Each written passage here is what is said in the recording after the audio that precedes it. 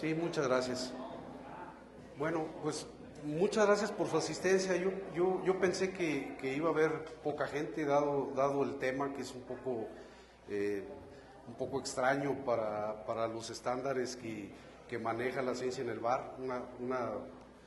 Un agradecimiento a los organizadores también por la invitación. Y bueno, como pueden ver, el tema de la plática es expediciones y minas de plata en el siglo XVI, en el septentrión de tierra adentro. Este es el resultado básicamente de 4 años de investigación, no tiempo completo, les aclaro, pero 4 años de investigación sobre el tema y compilaciones, registros de crónicas, bibliografía y sobre todo con la experiencia de haberme apersonado prácticamente en todos y cada uno de los distritos que se van a mencionar y los lugares que se van a mencionar. Y bueno, es el resultado también de un manuscrito en donde plasmé todo esto, que espero que pronto salga publicado, ¿sí?, a manera de libro, eso por lo menos espero. Y nada más me gustaría aclarar por qué en el siglo XVI es exactamente. Justamente en el siglo XVI, cuando viene el encuentro de dos mundos, queda forjada la ruta comercial más importante que todavía después de 500 años sigue vigente y básicamente en las mismas rutas y trayectorias. Entonces, curiosamente, los distritos mineros íconos en todo este siglo siguen vigentes todavía y operando con éxito, la gran mayoría. Uno de ellos es la mina de plata más importante del mundo en este momento, descubierta en este siglo. Y entonces voy a tratar de adentrarme en estos temas de manera muy resumida. Hay mucho que platicar. Yo la tengo más o menos estimada en 30 minutos, espero que les agrade, pero voy a tratar de resumir muchos de las anécdotas y aventuras que los expedicionarios en el siglo XVI tuvieron que sufrir o padecer para poder lograr que en este momento tengamos la ruta comercial más importante hacia el septentrión, hacia el norte del continente, y que todavía sigue vigente.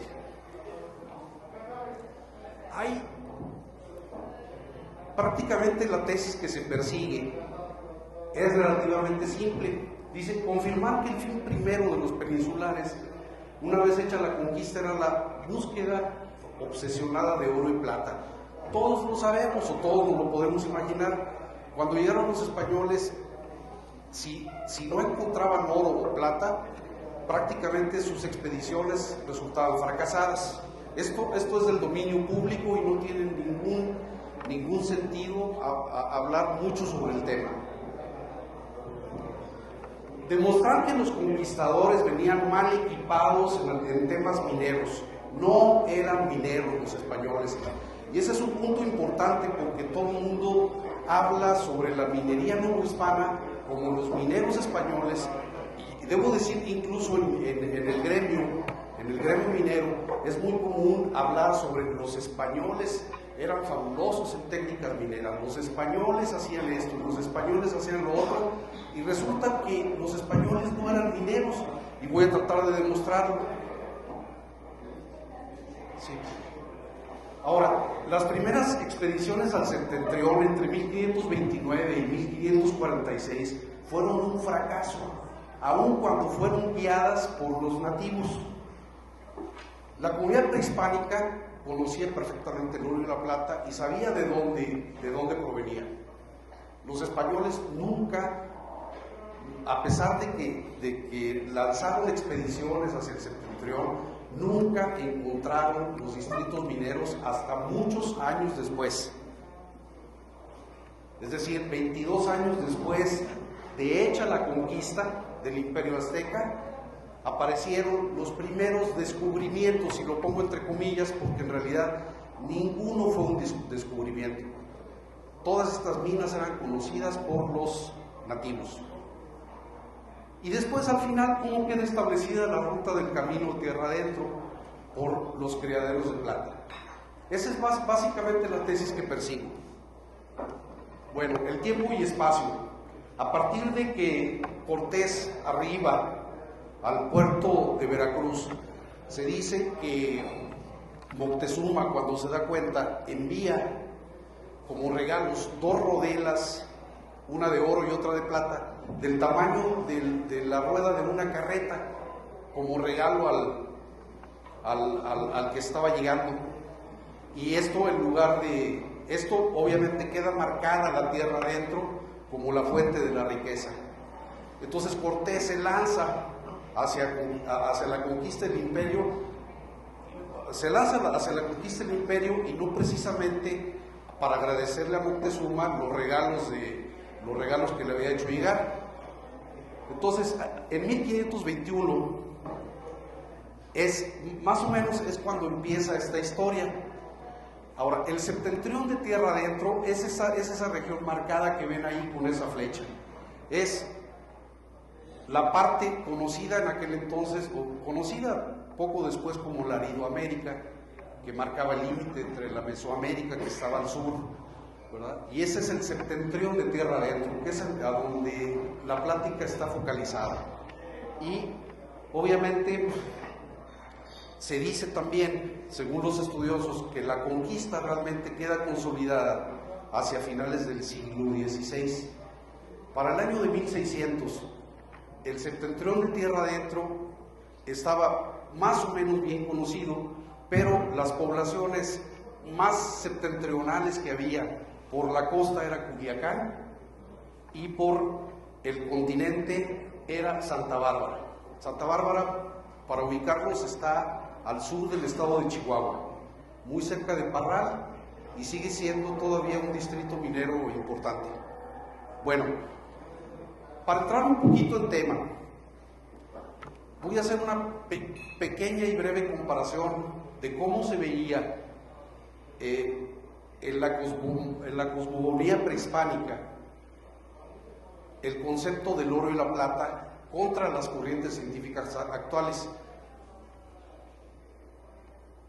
Para todo el imperio mesoamericano, o sea, el imperio azteca, Teocuitlatl, así le llamaban al oro, es decir, la mierda de los dioses. Y en la civilización maya le decían Taquín, mierda del sol.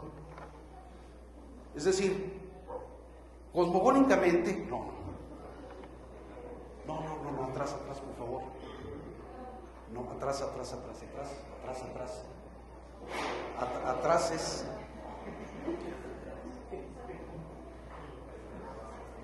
Atrás es ahí. Bueno,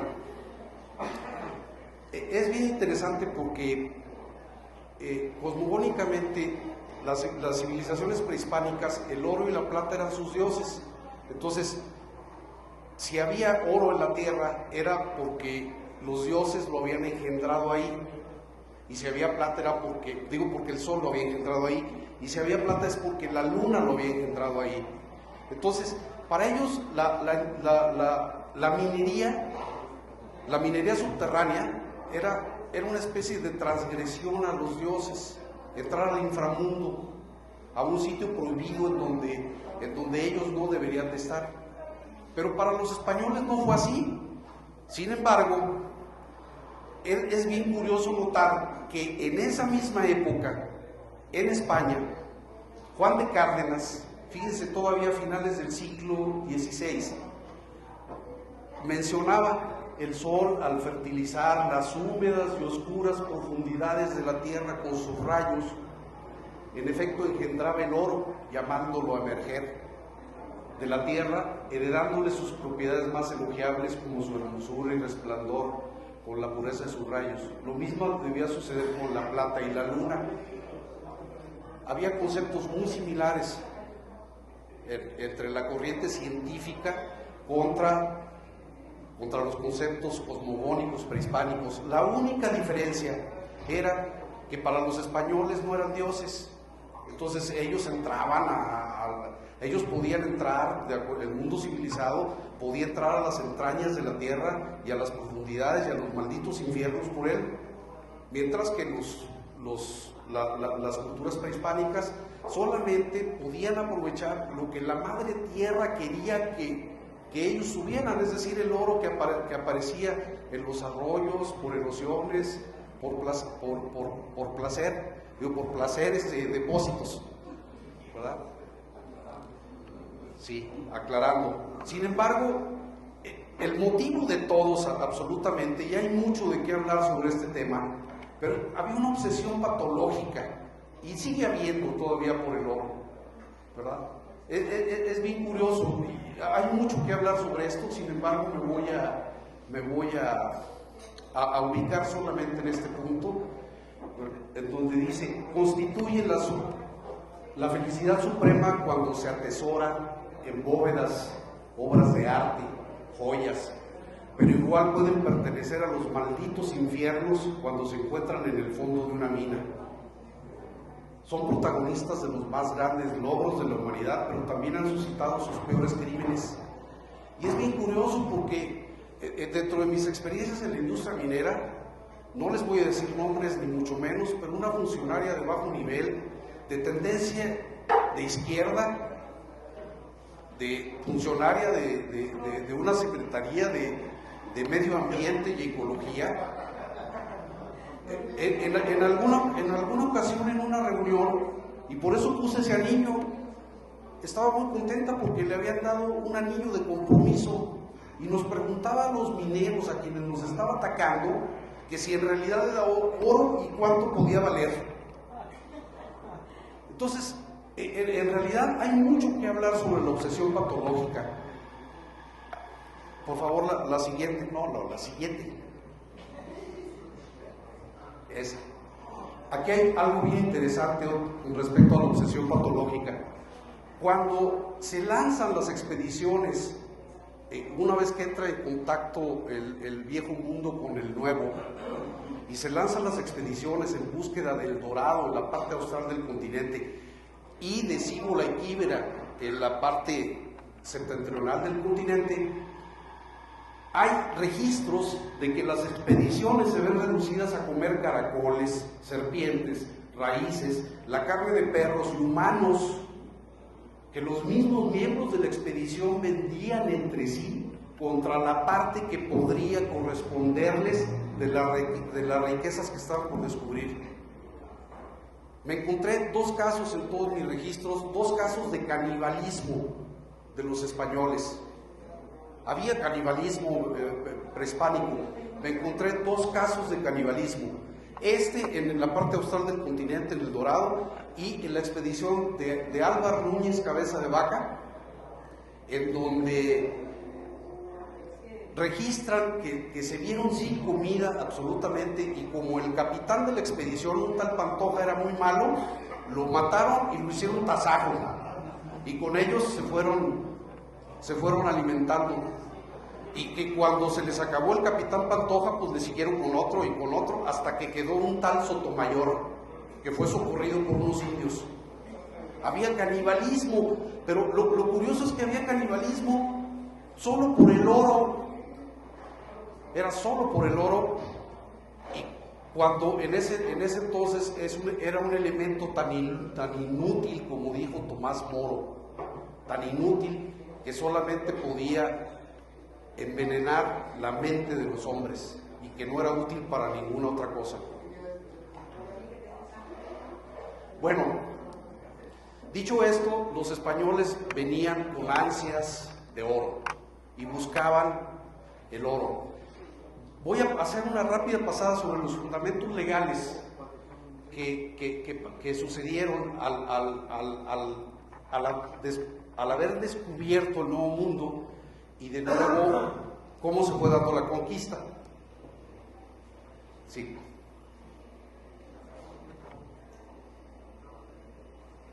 Bueno, como todos sabemos, en 1492 Cristóbal Colón descubre las nuevas tierras, pero vino acá porque los reyes católicos que justamente acababan de dominar el reino de Granada, que no era de ellos, ¿verdad? Le dan capitulaciones para conseguir una ruta alterna para las Indias. Esa historia todos la sabemos.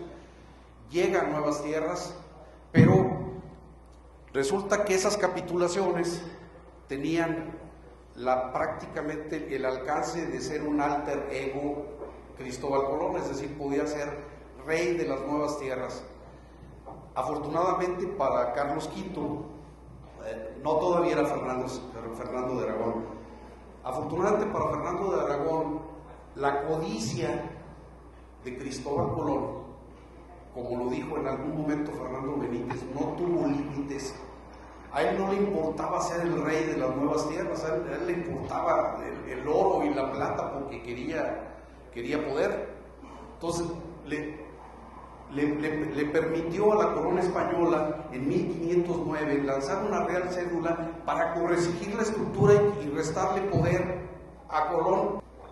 En 1521 Hernán Cortés conquista el imperio y lo conquista sin capitulaciones, como también todos sabemos, ¿verdad? Él llega sin permiso y luego quema naves y luego ve las rodelas de oro y plata que le manda Moctezuma y dice, pues aunque no tenga permiso, ahí voy. Y llega, conquista el imperio azteca y empieza el desorden. Hasta que el monarca, en ese momento ya Carlos V, instala el Consejo de Indias en Sevilla, España, un consejo para poder administrar las nuevas tierras que habían descubierto, porque Cortés estaba despachando con la cuchara grande, ¿verdad? En 1526 sigue el desorden. Entonces la real cédula es refrendada con ordenanzas, y en 1528 llega a México la primera real audiencia, que era una especie de cámara alta para poder dirigir las nuevas tierras conquistadas, porque Cortés ya había dado encomiendas, ya se había lanzado al sur a buscar oro, ya había hecho astillero en Acapulco, había hecho de las suyas, y además creo que bien merecido. Pero curiosamente la primera audiencia es capitaneada por Nuño Beltrán de Guzmán, uno de los hombres más sádicos y sanguinarios que pisó la Nueva España. Entonces hubo desorden hasta que llega una segunda real audiencia, en donde uno de sus miembros era Vasco de Quiroga, un novohispano ejemplar, y empieza a ordenar.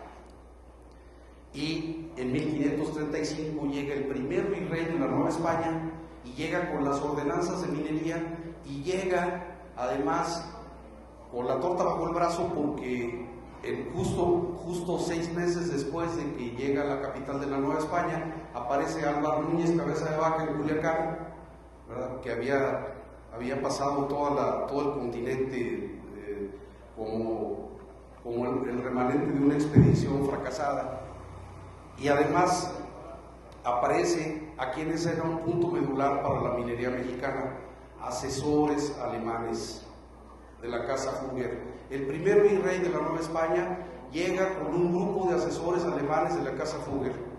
Curiosamente, la Casa Fugger era una de las casas más importantes y que controlaban prácticamente el mundo occidental. Eran unos banqueros alemanes, ¿verdad? Y el rey Carlos V pues les debía mucho dinero a los banqueros alemanes, porque lo estuvieron financiando. Entonces toda la plata y el oro que empezó a llegar a España entraba por la casa de contratación en Sevilla y salía por la parte trasera para pagarle a los Fugger. Entonces no es nada raro que Jacobo Fugger, que era también apodado el Rico, le haya obligado a Carlos V a enviar a sus expertos mineros alemanes para organizar las pocas minas que había en la Mesoamérica en ese momento. Bueno, al final de cuentas llega el virrey con las ordenanzas para la minería y eran bien simples.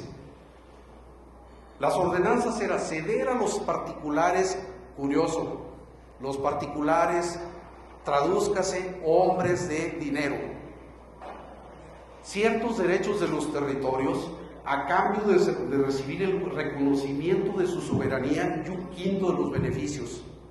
Es decir, estuvo regulada. La corona española estaba endeudada. Carlos V, con todo el oro y plata que le estaba llegando, estaba endeudado. Entonces necesitaba del capital privado, como sigue sucediendo hasta ahora. Entonces lanza estas ordenanzas y es curioso que los únicos 3 requisitos, y no quiero saber si en la actualidad siga siendo todavía vigente, los únicos 3 requisitos para poder explorar y buscar una mina era tener fortuna sobrada, y así está escrito, ser favorito de la corte y poseer un nombre en la sociedad. Yo no sé si siga la ley minera vigente, pero esto era lo que sucedía. Entonces, ¿qué era lo que pasaba? Que estaba dejando el monarca español solamente a los poderosos para lanzarse en búsqueda de expediciones al septentrión. Bueno, además controlaba por medio de encomiendas la situación y posición de ciudades. Es bien curioso notar que esto es bien claro, o sea, había reglas para edificar ciudades. Sin embargo, y estas son todavía a la fecha, ustedes pueden ver Celaya, Irapuato, Ocampo, San Felipe, y San Miguel de Allende, y muchos poblados que fueron edificados más o menos de manera ordenada, pero también pueden ver construcciones caóticas, desordenadas, como Zacatecas, como Guanajuato. ¿Por qué? Porque la corona española sabía que si controlaba las haciendas y los repartimientos, pues automáticamente iba a controlar las minas que se iban descubriendo. Cuando Cortés logra tener control de la Gran Tenochtitlán, lo dice Bernal Díaz, lo primero que hizo fue, mirábamos en la matrícula de dónde traían los tributos del oro y dónde había minas. Es decir, empieza a investigar en esos papeles de Amato, donde tenían registro los tributarios, y justamente aquí empieza, inmediatamente después de la conquista, el primer programa de exploración en las Américas en búsqueda de oro y plata, ¿verdad? Y se detecta, como pueden ver, el primer programa se va hacia la Mesoamérica, que era la conocida. La primera provincia de la plata en América era perfectamente conocida, la zona de Taxco, Sultepec, ¿verdad? Y el Real de Minas de Zacualpan, que según mis registros es el primer Real de Minas fundado en la colonia, y esto sucedió entre agosto de 1527 y febrero de 1528 en el Estado de México, a 15 kilómetros de Ixtapan de la Sal, en un lugar histórico que ahí todavía dicen está pegadito a los límites de Guerrero. Izcateopan fue un lugar en donde dicen que está enterrado Cuauhtémoc, porque el Real de Minas de Zacualpan era conocido por los aztecas, y ahí explotaban plata, la plata que podía salir a la superficie, y ahí se estableció un sitio de recreo para el emperador en aquel momento. Pero los españoles inmediatamente, ya en 1527, ya lo tenían detectado, y ahora se erige como el primer Real de Minas de la América Española. Pero curiosamente, los españoles desconocían las formas de laboreo en las minas. y no hicieron más que, de una manera mucho más voraz, lo mismo que los indígenas, extraer a cielo abierto, con tajos mal planeados, lo que podían y como podían. Todavía no llegaban los mineros alemanes en este entonces, de la Casa Fugger. Bueno, sin embargo, la Mesoamérica era muy conocida, perfectamente conocida en ese entonces. Toda la civilización estaba ahí. Era bien curioso el septentrión. ¿Qué fueron los detonantes para que los españoles voltearan a ver al septentrión? El primero, ahí apareció el reino purépecha, que después fue Tarasco por los españoles, ¿no? Porque Tarasco, que quiere decir cuñado o algo así, no me crean, ¿verdad? Pero ese reino purépecha tenía un rey, Sinsicha, que después fue conocido como Calzónsin. Ahorita les digo por qué. Que cuando el rey Calzónsin se entera que el imperio azteca ha caído, va con un gran séquito y con muchos regalos de oro y plata, por supuesto, a presentarle las credenciales a Cortés, ¿verdad?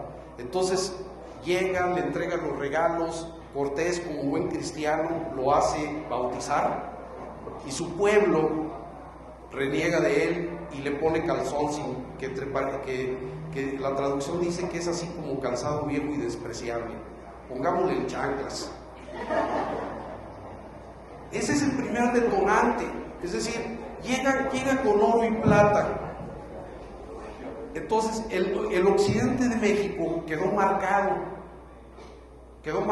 para la búsqueda de oro y plata por los españoles que se lanzaron después.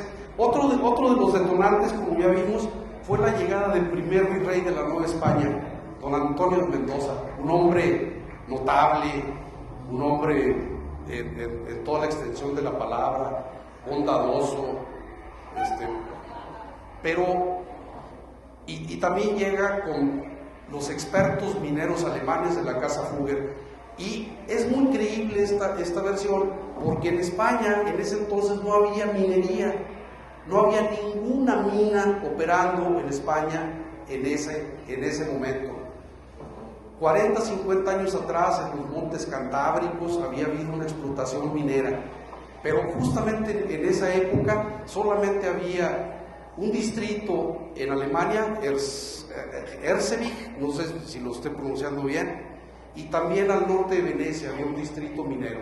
Entonces es muy factible que los expertos mineros alemanes, además de la Casa Fugger, de los banqueros, hayan venido a la Nueva España a asesorar a los bisoños mineros españoles que no sabían nada de minería. Entonces ese viene siendo otro detonante. Y el tercer detonante, yo creo que el principal, es que en 1536 Álvar Núñez Cabeza de Vaca aparece en Culiacán después de que había naufragado la expedición fracasada de Pánfilo de Narváez. Naufraga en la Florida, y después de 8 largos años en donde cruza todo el continente con unas increíbles aventuras. ¿Y por qué lo cruza? Porque en la Florida se encuentran unos indígenas que traen unas rodelas colgadas de la nariz, y les pregunta ¿de dónde es ese oro que traen? Y le dice: de las montañas Apalaches. Y él entonces se va a buscar la montaña de los Apalaches. Lo que no sabe es que es tan fracasada la expedición que al poco tiempo es convertido en esclavo, ¿verdad? Y vivió durante 6 años como esclavo, hasta que tuvo algunas curaciones y lo consideraron amigo, y lo fueron cambiando como estafetas las tribus seminómadas. Y además, cuando llega a Culiacán, ¿verdad?, él va siguiendo rastros de unos cristianos, y cuando lo encuentran, era nada menos que las huestes de Nuño Beltrán de Guzmán, que se habían lanzado al continente por la costa del Pacífico, ¿verdad? Las huestes de Nuño Beltrán de Guzmán lo reconocen, ¿verdad? Le ponen grilletes. Iba con 20 indios naturales de la zona, que huyen despavoridos porque el capitán Diego de Alcaraz, que es el que se encarga de hacer encuentro con él, los empieza a querer errar como si fueran animales, y entonces Álvaro Núñez Cabeza de Vaca llega a la Ciudad de México porque lo manda Nuño Beltrán de Guzmán, y en el camino viene escribiendo su famosa obra de Naufragios. En esta obra narra cómo en esa trayectoria que está marcada en amarillo ha encontrado ciudades fabulosas, oro, ganado, tierras fabulosas. Entonces, estos son los detonantes que hacen que los conquistadores vean hacia el norte. Todos estos conquistadores tenían, este es un perfil que yo mismo coloqué. Tenían muchas virtudes, tenían arrojo, valor, astucia, arrestos, bravura, espíritu combatiente, no tenían nada que perder, eran unos cazafortunas, unos buscafortunas, venían en busca de los tesoros, pero tenían poder y riqueza, porque no podían lanzarse de otra forma, porque tenían que tener capitulaciones y tenían que tener dinero para poder financiarlas. Y además las musas eran la codicia y el egoísmo. Entonces, ese es el perfil de los expedicionarios, pero de minería no sabía nada, ¿verdad? Ahí se ve una caricatura que dice, oye, venimos a traeros la verdadera fe a cambio de vuestras cosas. De minería no sabía nada. Y voy a intentar demostrarlo con esta expedición. El primer gran fracaso, Nuño de Guzmán y el capitán Chirinos, Pedro Almendé Chirinos. En 1529, Nuño de Guzmán es perseguido por la corona española, pero como las noticias, porque fue el presidente de la primera Real Audiencia, pero las noticias corrían lento, entonces él aprovecha, él sabe que es perseguido, llega con los tesoros de la caja real, se equipa con un ejército y se lanza ¿hacia dónde? Los tarascos, deben saberlo, ¿verdad? O sea, acuérdense que Calzón Sin había llegado a presentar sus credenciales. Ese territorio quedó marcado. Entonces Nuño Beltrán de Guzmán sale de la Ciudad de México en el invierno de 1529 y llega sin ningún problema a la zona de lagos endorreicos que están en el estado de Michoacán, que todo Tzintzuntzan, Huitzeo, Pátzcuaro. Ahí estaba el reino de los purépechas. Toma Calzón, ¿verdad? El Chanclas no le funcionó porque llegó Nuño Beltrán, lo torturó, al final de cuentas lo amarró de la cola de un caballo porque le pedía 10,000 cargadores para su expedición y le pedía oro y plata que no le pudo dar. Entonces lo amarró de la cola de un caballo, lo hizo pasear por toda la población y terminó incinerándolo y echando las aguas al río Santiago actual, como la PGR. Bueno, yo creo que él fue sí, prácticamente. Esa expedición fue sangrienta. Nuño Beltrán de Guzmán erraba hasta niños de pecho, los erraba como esclavos. Nada más para que se den una idea. Entonces, Nuño de Guzmán va siguiendo su ruta, pero al mismo tiempo va haciendo investigaciones de dónde provenía el oro y la plata que ellos tenían, ¿verdad? Entonces, yo quiero suponer que empezó a tener evidencias de que hacia adentro del continente había plata y decide en la zona de Pátzcuaro o de Huitzeo, decide desprender una partida para que explore la tierra adentro. Esta partida era capitaneada por el capitán Pedro Almendé Chirinos, ¿verdad? Y al final de cuentas, en la primavera de 1530, desprende todo su pelotón marcado en blanco, está la ruta seguida por el capitán Pedro Almendé Chirinos, lo llevan a la zona de Comanga, muy cerca de León, después lo llevan a Zacatecas, pasan por Fresnillo, muy cerca, y luego regresa la expedición a encontrarse con Nuño Beltrán de Guzmán, que ya iba hacia la costa. Y cuando se encuentran, el capitán Chirino le dice, con la novedad de que ni Amazonas, ni oro, ni plata, ni nada encontré, pero mi general, ¿verdad?, he tomado las tierras y he publicado la posesión de la corona española de ellas, ¿verdad? Y hay un registro de un fraile que va atrás de él, o va en la expedición, en donde dice: el capitán Chirinos va haciendo burla y escarnio de las grandes conquistas de Nuño Beltrán de Guzmán. Al final de cuentas llegan, la historia es complicada, voy a tratar de omitirlo un poquito, pero al final de cuentas llegan en el verano de 1530 a Santiago de Compostela. Compostela, a 15 kilómetros al sur de Tepic, ¿verdad? Y muchos meses después, obviamente, aparecen en Chavetla, que ahora es Rosario, Sinaloa, y después llegan hasta Culiacán, y ahí Nuño Beltrán de Guzmán empieza a hacer su recorrido entre Culiacán y Santiago de Compostela, por toda la costa, para consolidar su territorio, porque no tenía tiempo para más, había tribus hostiles. Es más, él acaba con la civilización Totorame en la costa del Pacífico. Decían que había 40,000, después de un año, de 40,000 habitantes, después de un año los Totorames no llegaban a 1,000, ¿verdad?, porque se rebelaron. Entonces Nuño Beltrán no tenía escrúpulos y asesinaba, es más, se jugaba lanzando indígenas a los caimanes o a los leopardos que se encontraba para ver quién ganaba. Esas son parte de las crónicas que al final de cuentas toda esta expedición fue un gran fracaso, porque no encontraron absolutamente nada, no encontraron ninguna mina, ¿verdad?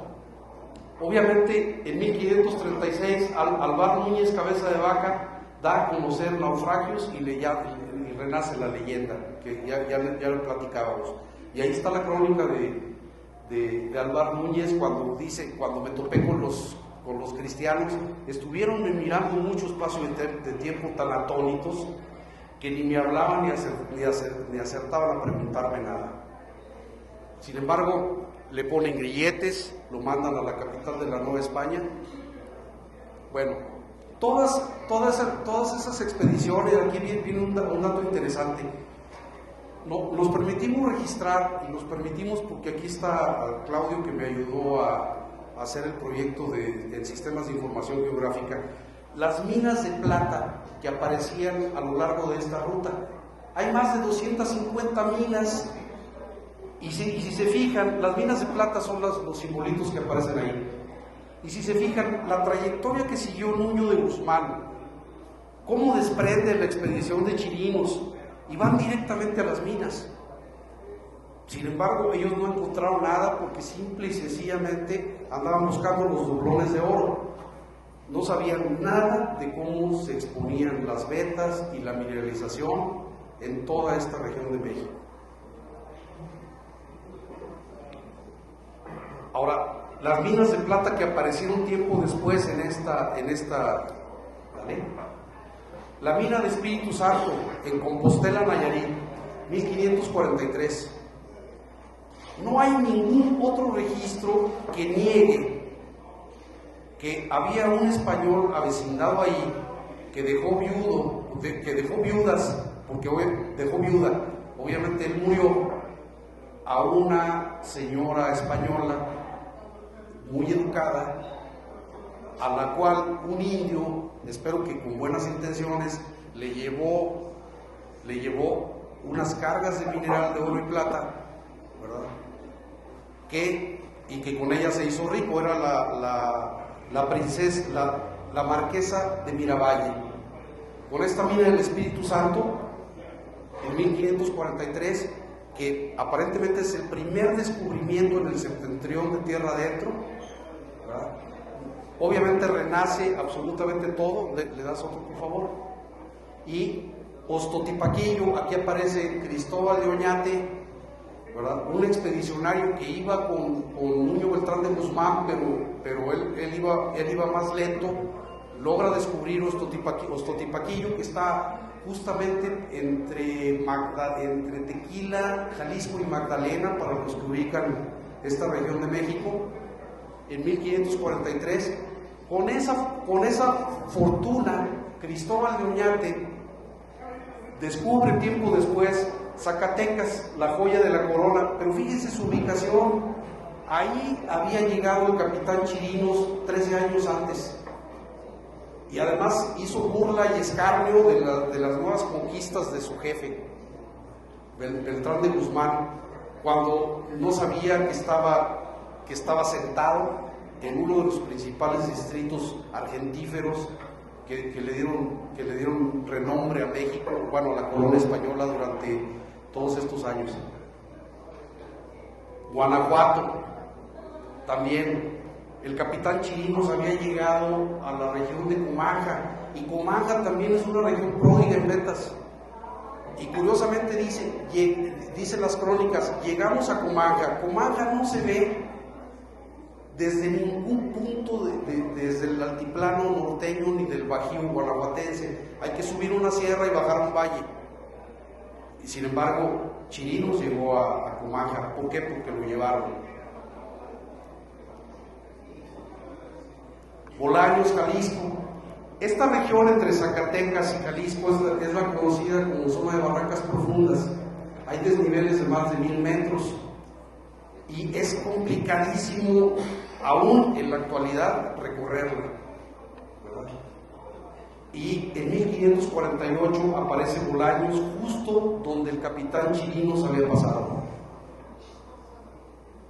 Fresnillo, no se diga, la mina más grande de plata del mundo en este momento, fue descubierta en 1555, tan solo a una jornada de camino de la ruta seguida por Chirinos. Pero como se iba riendo, pues dijo, no, pues ya me regreso, aquí no hay nada. Tlalpujahua, en el Oro, 1558, también muy cerca.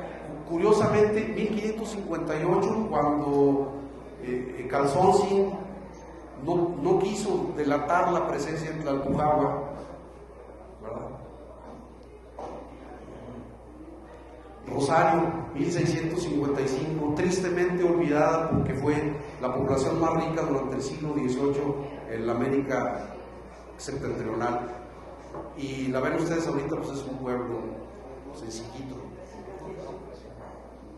¿sí? Y el Chichi, en Culiacán, está a tiro de arcabuz de la plaza principal de Culiacán, una mina de plata que después fue operada por los jesuitas.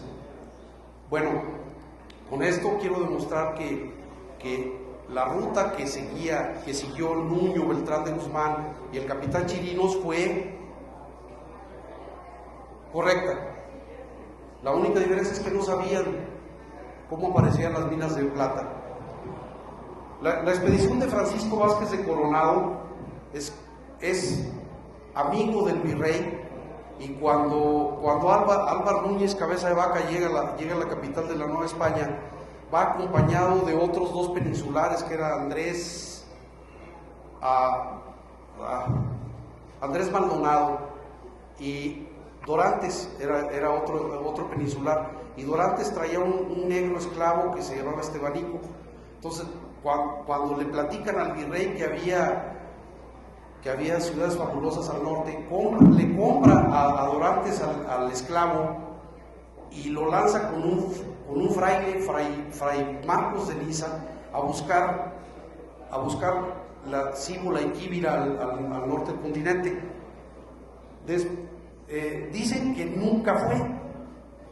El fraile mandó al negro esclavo, no sé a quién me recuerda, pero solo mandó al negro esclavo a recorrer las zonas, y el negro esclavo como buen minero en aquel entonces, le explica que había ciudades fabulosas, que había avistado una ciudad que era mucho más rica que Tenochtitlán, ¿verdad? En donde las casas como utensilios eran recipientes de esmeraldas y total. Y entonces el virrey, que era un hombre prudente, compra al esclavo y financia con su propio dinero la expedición de Francisco Vázquez de Coronado, que se lanza hasta lo que ahora es Kansas. Llegó hasta Kansas y siguió toda esta trayectoria. Regresa exhausto en 1542 y dice que ni Amazonas, ni ciudades, ni nada encontró. La siguiente, por favor. Pero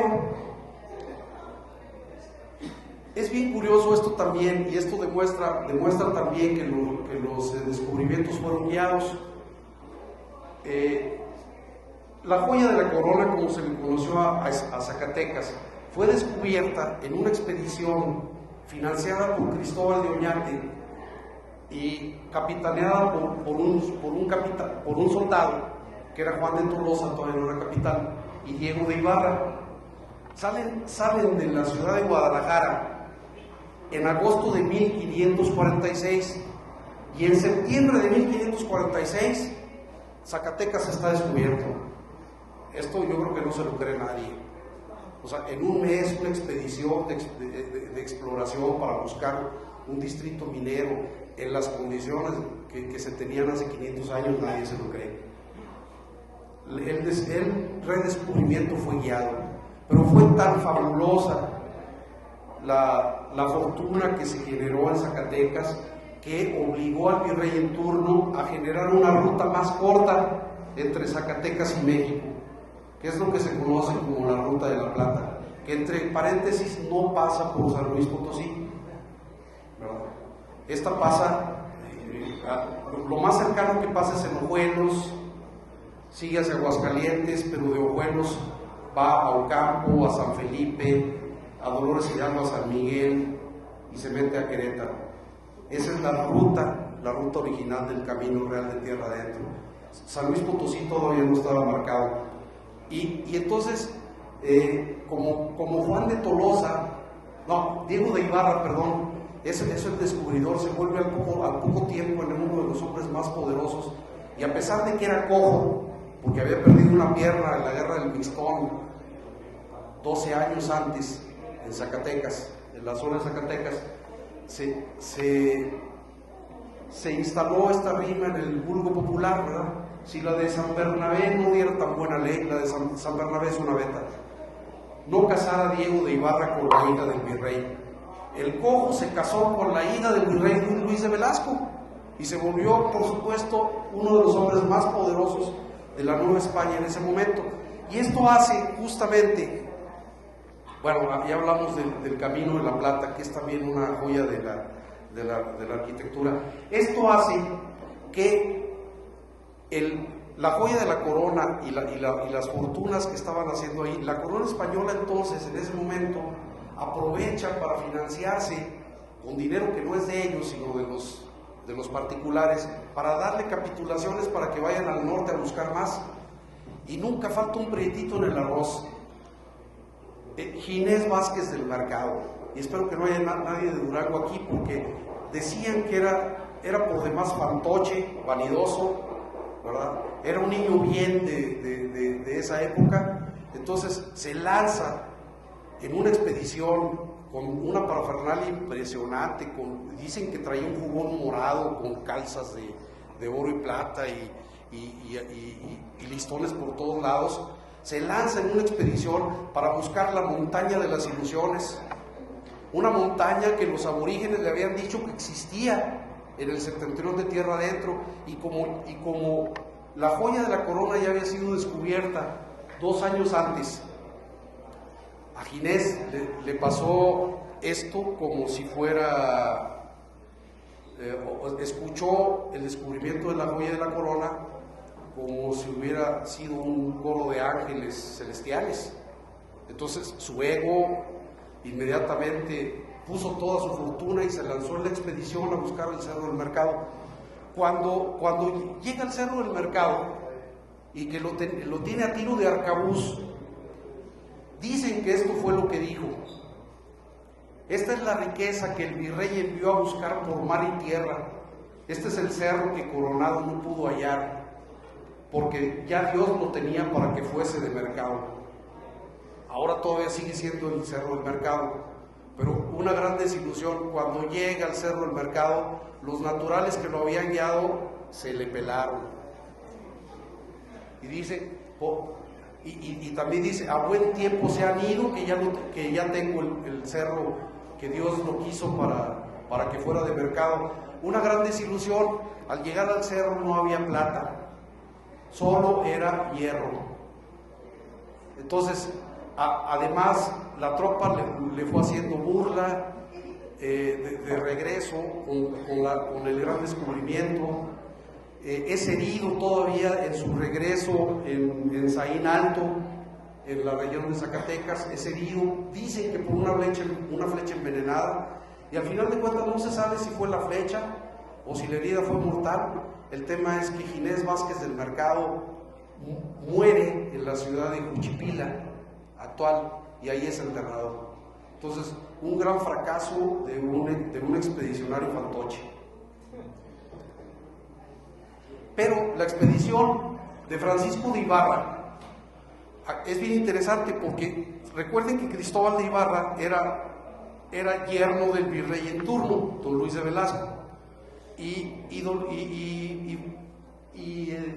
Cristóbal de Ibarra tenía un sobrino de 12 años que ya llegó a las Américas con el don, era don Francisco de Ibarra. Lo estuvieron entrenando durante 4 años en la capital del virreinato, y cuando ya vieron que tenía los arrestos necesarios, ¿verdad? Es decir, fortuna sobrada, nombre en la sociedad, lo mandaron como capitán para las expediciones al norte desde Zacatecas, porque su tío iba a financiarlas. Y se lanza don Francisco de Ibarra en expediciones hacia el septentrión. No voy a entrar en muchos detalles, pero si le das un clic, Francisco de Ibarra descubre Fresnillo a solo una jornada de Zacatecas. Descubre San Martín, descubre Chalchihuites, descubre Avino, descubre Indé, descubre Santa Bárbara. Un joven de 16 años. Y todavía ahora queda como uno de los héroes más importantes. Bueno, es simple la historia y se la podrán imaginar. Francisco de Ibarra, don Francisco de Ibarra, que después fue nombrado gobernador de la Nueva Vizcaya, es bien simple: tenía fortuna sobrada, tenían Zacatecas como fuente de financiamiento, y fue facilísimo llegar a todos estos distritos en tan corto tiempo. Hubo otras expediciones después de estas, fracasadas. La de Francisco Sánchez Chamuscado, cuando sale de Santa Bárbara en búsqueda de minas, y se repite la misma historia. Después de un buen tiempo llega hasta lo que se conoce ahora, hasta la actual ciudad de Alburquerque. Llega y no encuentra minas ni encuentra nada. Es más, es asesinado uno de sus lugartenientes. Y entonces Antonio Espejo convence al virrey para ir a vengarse del asesinato del lugarteniente, ¿verdad? Y lanza una expedición punitiva. Nada más que se le olvidó a Antonio Espejo, porque cuando Antonio Espejo iba saliendo de la expedición, los indios le refieren que efectivamente habían matado al sanguinario del lugarteniente de Sánchez Chamuscado, y dice: bueno, pues si ya lo mataron y ya ando acá, pues mejor le sigo. Y fue colectando pieles y todo lo que podía para, como buen mercachifle y cristiano, ¿verdad?, regresar a revenderlas, ¿verdad? Es apresado y lo mandan a la Nueva España.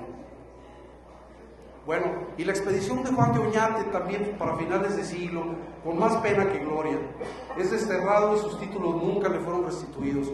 Juan de Oñate había nacido, era hijo de Cristóbal de Oñate, y había nacido en Pánuco, Zacatecas, 2 años después del descubrimiento de la joya de la corona, ¿verdad? Y dicen, incluso aquí en San Luis, ¿no? Dicen que es el fundador y todo, pero hay una crónica bien interesante que cuando el capitán Caldera pacifica y se establece aquí en San Luis, le envía el virrey a Juan de Oñate, que sin despeinarse ni ensuciar su rico atuendo, llega y toma control de su villa, y para él era de lo más común porque era un hombre poderoso, pero con todo el poder que tenía, se lanzó en una expedición hacia el norte que no tuvo prácticamente, llegó hasta el Paso del Norte, se le acabaron los bastimentos, empezó a asesinar indígenas, empezó a hacer mercadeo con todo con todo lo que ellos producían, y al final de cuentas Juan de Oñate es tomado preso y enviado bajo arraigo domiciliario a España. Eso a mí nunca me lo enseñaron en la escuela, pero cuando lo leí lo volví a leer otra vez y luego lo volví a leer. Pero sí, o sea, fue desterrado y fue muerto en España, o sea, murió en España en el destierro y nunca le fueron restituidos sus títulos, ¿verdad? Bueno, el único que está restituido es la placa que aparece aquí en Palacio Municipal como fundador de la ciudad, pero en realidad la corona española lo premió, y para él era algo muy normal porque venía de una noble familia, y al capitán Miguel Caldera pues lo hicieron a un ladito porque pues Juan de Oñate traía jubón morado. Bueno, al final de cuentas, este es el territorio cubierto en el siglo XVI en las expediciones, y esta es la ruta comercial, 1200 kilómetros desde la Ciudad de México hasta la ciudad de Santa Bárbara, que se recorrían de ida en 3 meses y medio y de regreso en 4 meses. ¿Y por qué? Porque venían custodiando la plata. Y a pesar de que había caminos alternos hacia el continente, la corona española tuvo mucho cuidado de establecer como su ruta comercial, la única establecida, esta, porque podía controlar los insumos que llegaban a los campos mineros y podía controlar la plata que salía de ellos, ¿verdad? Así queda establecida, y como pueden ver, la geografía política actual es muy parecida y tiene mucho que ver con este escenario. Y solamente una línea del tiempo, ya para terminar, en donde resumo todo lo que, o trato de resumir todo lo que les estoy diciendo, ¿no? La línea del tiempo en el siglo XVI, las expediciones, en azul las fracasadas, Guzmán, Coronado, el Fantoche de Mercado, Chamuscado, Espejo y Oñate, expediciones fracasadas en el septentrión. Expediciones exitosas, Tolosa, en un mes llegó de Guadalajara a Zacatecas. Ibarra, en un mes ya pasó el cochino, porque llevaba cochinos en su expedición, ¿verdad? Expediciones exitosas, Tolosa e Ibarra. El descubrimiento de minas de plata, curiosamente, aparecen entre 1543 y 1558. 1567 fue la última en el distrito de Santa Bárbara. Un espacio de tiempo muy corto para encontrar una gran cantidad de minas, ¿verdad? ¿Por qué? Porque los detonantes fue que el Chanclas presenta credenciales a Cortés, que llega el primer virrey y llegan los mineros de la Casa Fugger en 1535, también aparece Cabeza de Vaca, viene el proceso de amalgamación de Bartolomé de Medina, ¿verdad? Y el último bastión del norte, Santa Bárbara. Y a pesar de que había territorio cubierto al septentrión de Santa Bárbara, hay una explicación muy lógica por la cual no encontraron minas, ya que existen. No hay vetas como tal. son depósitos que nosotros conocemos con otra clasificación, tipo reemplazamiento de carbonatos, tipo chimeneas brechadas, y no eran vetas. Entonces ellos habían aprendido a catear vetas después de que llegaron los mineros alemanes y lo aprovecharon. El siglo XVI termina con la consolidación de la conquista y la ruta comercial más importante en el camino a tierra adentro, que es entre la Ciudad de México y Santa Bárbara. El siglo XVII, espero que sea otra historia y tener oportunidad de platicárselos después. Muchas gracias.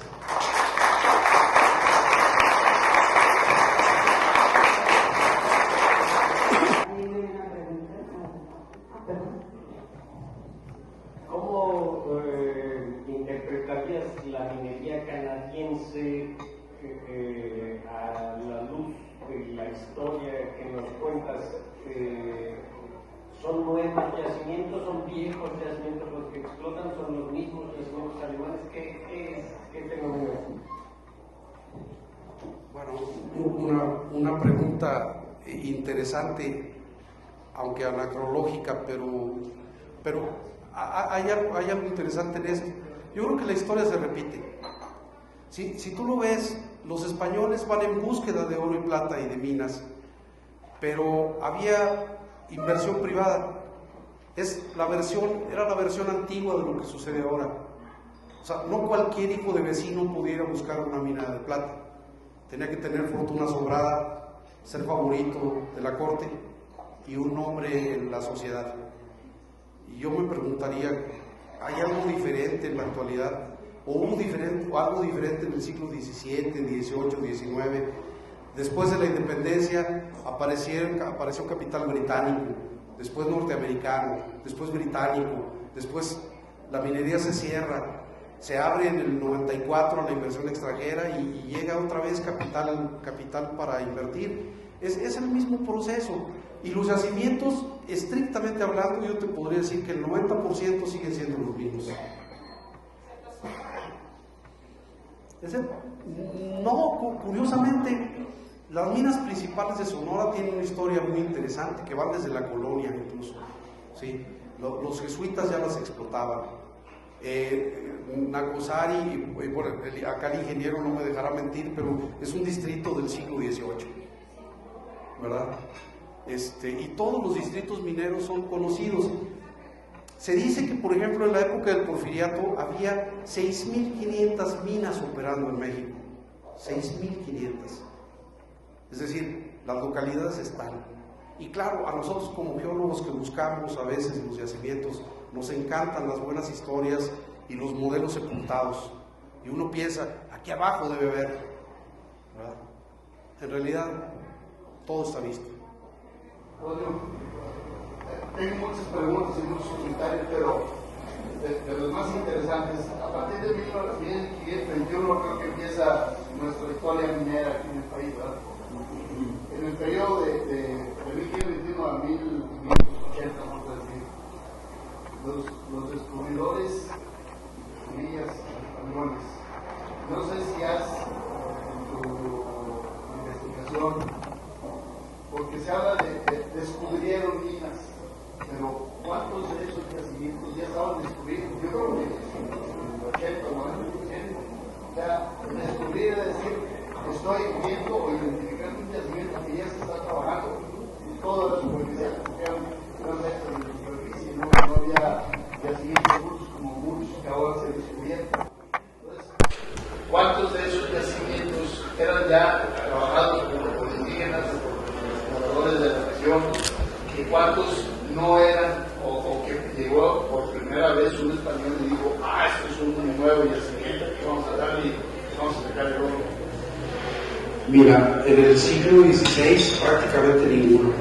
Todo ya está descubierto. Todos los registros, sí, fueron redescubiertos. Fueron en posesión, identificaron y dijeron, descubrimos, pero identificaron. Exacto, fueron lanzados al mercado, pero ya se conocieron. La otra, un comentario nada más, yo duré mucho tiempo trabajando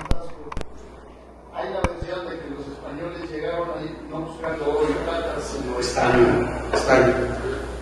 Y pues llegaron y pues no hay nada de estaño, más bien, ¿no? Llegaron y llegaron a la marquesa y todo El socavón del rey, ¿verdad? El socavón del rey, sí. Entonces ahí como, porque ¿qué estaño ni tiene nada? Vengan con nosotros el oro, ¿no? Sí. ¿Qué diferencia hay de Zacualpa y Taxco en identificarlos o en descubrirlos por los españoles? Mira, hay muchas versiones acerca de cuál fue el primero, ¿verdad? Por ejemplo, Bargalló, que es una eminencia bibliográfica en temas mineros, reporta la mina del Morcillo como la primera y que fue en Tlalpujahua. Y luego dice que el mismo Bargalló dice, bueno, aunque todavía Espíritu Santo en Compostela fue registrada en 1525, en realidad para 1525 los españoles no habían llegado a Santiago de Compostela. Y también menciona al socavón del rey de Taxco y dice que fue la primera mina. Sin embargo, fue la primera mina de estaño, porque el estaño lo utilizaba Cortés porque tenía una fundición ahí cerquita en Zacatula, y también tenía una fundición para armas en Veracruz. Entonces el estaño lo necesitaba como aleación, pero estrictamente como plata, yo me inclino por lo que reporta el ingeniero Estrada. ¿Usted conoció al ingeniero Estrada? Un ingeniero de minas. El ingeniero Estrada, Raúl Estrada, trabajó por 40 años en el distrito de Zacualpa, y él en todas sus investigaciones publica que en agosto de 1527 fue erigido como Real de Minas de Zacualpa, pero sin permiso real. Y entonces yo creo que ahí vienen un poquito las discrepancias. Ahí se habla de 1525, sí, el Taxco, pero como mina de estaño. Pero no hay estaño en Taxco. Hay rocas, o sea, no es culpable. Sí. Ahí están las volcánicas, ¿no? El estaño como hay porque si hay más público que... No, bueno, es interesante. En Europa no había minería. ¿Cómo sabía? No había un gran conocimiento sobre las minería. ¿Por qué los alemanes sí sabían minería? Eran supergeólogos los alemanes. No, ingeniero, sí había minería en Europa, donde no había en España. Pero en ese momento estaban operando el distrito de Hersevik, no sé si alguien sepa alemán o lo estoy diciendo bien, el distrito de Hersevik en Alemania, y el noreste de Italia, cerca de Venecia, había otra mina de plata. Entonces, los alemanes incluso tenían también regulada su minería en aquel entonces, que llegaron con todas sus ordenanzas aquí. Pero sí había mineros en Alemania. En España no. Sí. Había carbón, ¿no? Muchísimas minas de carbón en España y en Mercurio después. Mercurio. Acá hay una pregunta, pero yo no había otra antes, ¿no? La pregunta es, yo he leído que ¿cómo se llama? La innovación tecnológica era de primera línea en México, o sea, la minería se hacía en México.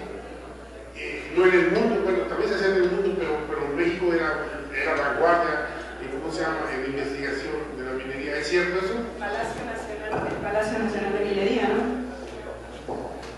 No, tienes toda la razón.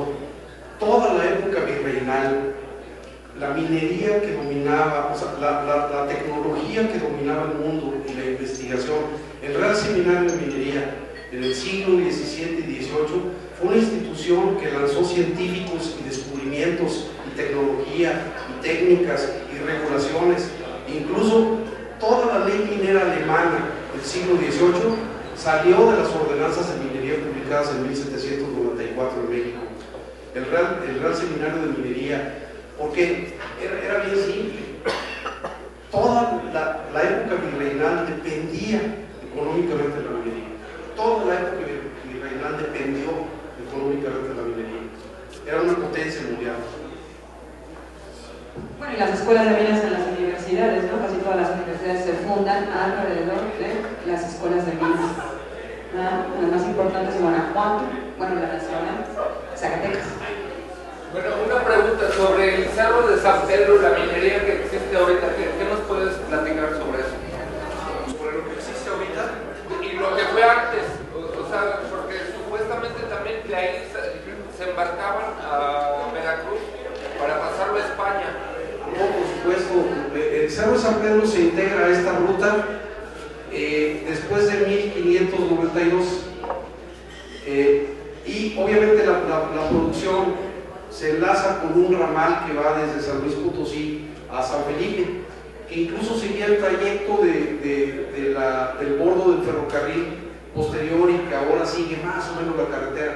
Ese era el ramal del camino Tierra Adentro para comercialmente la producción de Cerro de San Pedro salía, estoy hablando a principios del siglo XVII, salía de Cerro de San Pedro, se integraba a la caravana que venía, a la conducta que le llamaban, que venía del norte, del septentrión, y recorría hasta la Ciudad de México, y era custodiada.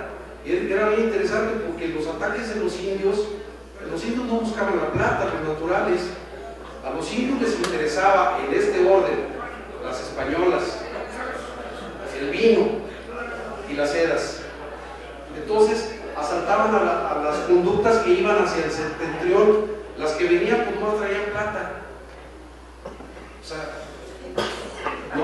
y una vez en la capital de la Nueva España eran registradas, enviadas al puerto de Veracruz, y se iba una flota anual del puerto de Veracruz hasta el río Guadalquivir en el puerto de Sevilla, donde se desembarcaban, y esas flotas iban custodiadas por 20 galeones españoles para protegerlos de los piratas. Y en la casa de contratación se bajaba la plata, se registraba, se ponían en cajas fuertes con triple cerradura, ¿verdad? Las encerraban perfectamente y luego Carlos V las sacaban por atrás para pagárselas a la furia. La plata se distribuía en toda Europa y España nunca vio realmente la riqueza. Bueno, pero mantuvo un imperio, ¿no? Ya, bueno, tú estás hablando aquí de la línea del tiempo en el siglo XVI y en cierta forma la tesis propone que todos estos distritos que aparentemente se descubren más bien es un redescubrimiento de todos ellos porque ya prácticamente estaban conocidos. Entonces la pregunta es si en toda tu investigación encontraste algún dato de en qué momento se descubrieron o en qué momento las tribus y culturas de Mesoamérica. ¿Hay algún dato de en qué momento empieza a lo mejor la incipiente minería? Porque yo al menos no recuerdo la primera que en la primaria que se haya hablado de Mesoamérica. No te hablan, pero por ejemplo, el caso clásico es Chalchihuites, en Zacatecas. Ahí hay un centro ceremonial que es Alta Vista y hay vestigios de 4 o 5 civilizaciones. Es más, Chalchihuites significa piedra preciosa verde. Y decían los españoles que podría ser esmeralda, y no, realmente, yo creo que es florita. Es el espanto flor de color verde. Pero o sea, es uno de los lugares en donde hay vestigios de minería precolombina todavía, pero no son muy profundos por el concepto, por lo que comentaba de cosmogónicamente cómo pensaban ellos acerca de la minería. Es decir, hay mucho que investigar atrás, mucho que investigar. ¿Pero qué partiría? ¿100 años? No, miles de años atrás. Sí, Chalchihuites es el clásico, pero abajo de Chalchihuites hay 4 civilizaciones que no se han registrado todavía. Es más, el mismo Chalchihuites llegó al fantoche de Gilés Vázquez del Mercado y le puso San Diego de los no sé qué tantos, de los quién sabe qué, y nunca le quedó ese nombre. Era muy largo, porque ahí había una mina que Ginés despreció, porque iba por la montaña de las ilusiones. Pero ya había una más y se... Bueno, yo opino que más que redescubrimiento de las minas de 1500 es ampliación del cuerpo mineral. A la fecha siguen descubriendo, digo, si le ponemos el nombre de descubrir, minas que están alrededor de los centros donde están los cuerpos mineros de gran dimensión.